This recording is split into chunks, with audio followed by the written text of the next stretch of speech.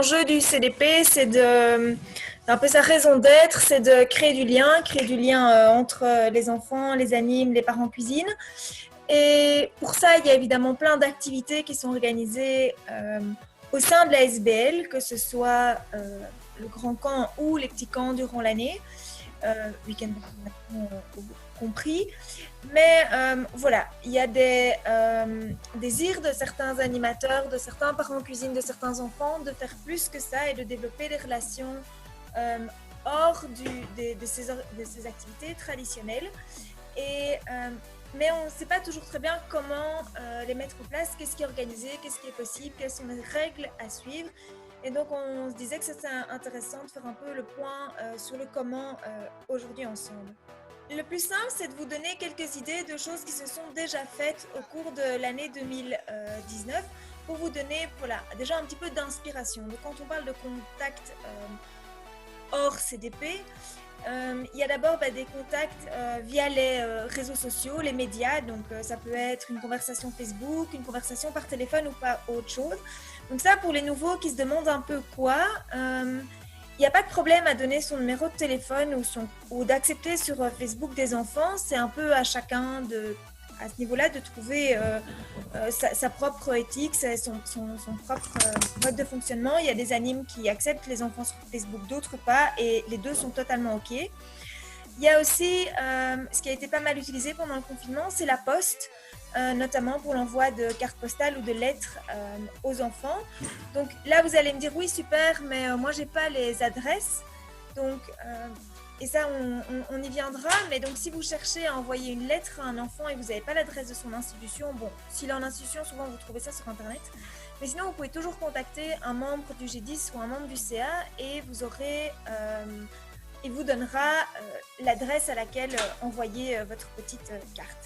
Mais alors, les cartes ou les coups de téléphone, c'est pas tout. Les Bleus, l'année dernière, ont décidé d'envoyer un petit cadeau à Noël à chaque enfant. Donc voilà, ça c'est une autre possibilité, pas obligatoire évidemment, mais c'est une expérience qui a été positive et qui s'est déjà faite au camp de partage. Alors, il y a évidemment du temps de qualité en petit groupe. Donc, quand je dis en petit groupe, ça peut être un anime avec un enfant, un PC avec un enfant, mais ça peut être aussi un anime, un parent cuisine, ou deux animateurs, ou un animateur avec quelques enfants. Donc l'idée, c'est d'avoir juste un petit groupe. Et là, qu'est-ce qui s'est déjà fait? Ça va de la visite à l'institution, donc on passe un mercredi après-midi, 1h30 et on papote, à aller dire bonjour à l'enfant, faire une balade dans son quartier avec lui, l'inviter à venir manger chez soi, l'emmener une journée à la mer ou faire des activités, donc l'emmener au cinéma, l'emmener... moi j'ai fait une sortie en août avec une jeune au VEX, donc c'est un centre de réalité virtuelle. Bref, il y a moyen de faire plein de choses, de les emmener au musée ou autre. Alors, ça ne s'arrête pas encore là, puisqu'on peut aussi passer du temps de qualité par couleur. Donc, c'est quelque chose que plusieurs sous-camps organisent depuis déjà quelques années, soit un petit week-end. Notamment les verts et les oranges ont fait ça cette année, soit une séance photo, une après-midi fête foraine, une après-midi cuisine. À ce moment-là, l'idée, c'est d'inviter tous les enfants qui ont fait le camp, tous les animateurs du sous-camp, de la couleur. Voilà, donc ça, c'est pour vous donner un peu une idée de ce qui existe, mais évidemment, il y a plein d'autres possibilités. Et maintenant, on passe vraiment au comment, pratiquement. Alors, ce qu'il faut bien avoir en tête quand vous voulez entrer en contact avec un enfant dans ces circonstances, c'est qu'il y a deux choses à faire. La première, c'est de prendre contact avec l'institution ou la famille pour fixer un rendez-vous, voir qu'est-ce qu'on peut organiser ensemble. Alors, si jamais c'est un enfant que vous avez l'habitude de voir, c'est facile. Vous appelez l'institution, vous fixez un rendez-vous.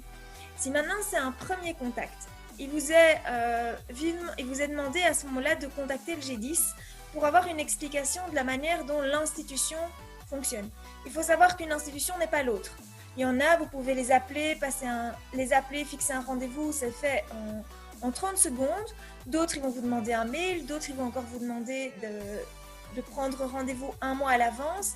Donc voilà, chaque institution a un peu son mode de fonctionnement, ça dépend aussi de la situation du jeune, de son emploi du temps, etc. Donc vraiment, si c'est un premier contact, pour éviter tout souci, vous contactez le G10 Alors, le nouveau G10 n'est pas encore élu, mais en son sein, il y aura un responsable, un référent institution, et donc c'est lui qui sera chargé de répondre à vos questions, comme c'est lui qui sera chargé de vous donner là, une adresse, si vous cherchez une adresse email ou autre. Mais ça, c'est que la première chose à faire. Bon, c'est la plus longue, c'est la plus importante, mais après, il y en a une deuxième, en fait tout aussi fondamentale, qui est d'écrire un email au CA. Alors pourquoi est-ce qu'on vous demande ça? C'est pas qu'on veut vous fliquer et être au courant de vos moindres faits et gestes avec les enfants. Simplement, si vous voulez bénéficier de l'assurance du camp de partage, il faut qu'on soit au courant de l'activité. Et l'autre chose, c'est que en fait, depuis l'an dernier, donc c'est assez nouveau, il y a une participation financière qui est possible pour ces activités. Elle est de 15 € par jour et par personne, enfant ou adulte, peu importe. Et ça comprend le transport, les activités, la nourriture. Vous pouvez donc faire une activité un peu plus chère, mais à ce moment-là, c'est en votre poche, mais en tout cas jusqu'à 15 € par jour par personne, le camp de partage couvre l'activité. Si vous organisez un week-end, eh ben, le montant est doublé, c'est de 30 € par personne. Et ce, en dehors d'une éventuelle location. Donc, pour les locations, on vous demande de contacter le CA, voir un petit peu quels sont vos budgets. De mémoire, vous pouvez aller jusqu'à 500 € et au-delà, vous devez nous demander une autorisation. Mais bon, ça, je devrais encore vérifier. Tout à coup, le chiffre m'échappe. Peu importe. Donc, vraiment, deux choses à retenir. La première, c'est contacter l'institution, la famille. S'il n'y a pas eu de premier contact, passez par le G10. Et la deuxième, ne pas oublier un rapide petit mail au CA. Et puis, vous pouvez remettre vos notes de frais à Elmit. Alors, dernière chose à vous dire à ce propos, c'est vraiment, n'hésitez pas. Depuis l'an dernier, on essaye vraiment, ça se faisait déjà avant, mais on essaye vraiment d'encourager ce type de liens, de rencontres, de moments. Donc vraiment, lancez-vous. Et comme c'est relativement nouveau, que le CALG10 pousse à ça, n'hésitez pas à faire des retours d'expérience. Si maintenant, avec une institution, ça ne se passe pas bien, dites-le nous. Si maintenant, il y a une activité qui s'est passée, ça s'est bien passé, pas bien passé, dites-le nous. Si à un moment donné, vous remarquez qu'il y a en fait des problèmes, il y a eu un problème de la jalousie ou que sais-je entre les enfants, qu'il y a eu un problème, parlez-en aussi. L'idée, c'est vraiment d'améliorer petit à petit nos bonnes et vraiment avoir des bonnes pratiques par rapport à ces relations qu'on souhaite les plus nombreuses et les plus riches possibles. Voilà. Merci pour votre attention. Est-ce que je peux faire une toute petite intervention, Charlotte? Bien sûr, Agnès. Dans les choses importantes, moi je voudrais quand même ajouter, ça tombe sous le sens pour certains, que l'engagement qu'on prend avec l'enfant, si on va un jour faire une balade avec lui, qu'il ne se dise pas qu'on va y aller tous les samedis si on ne peut pas le faire.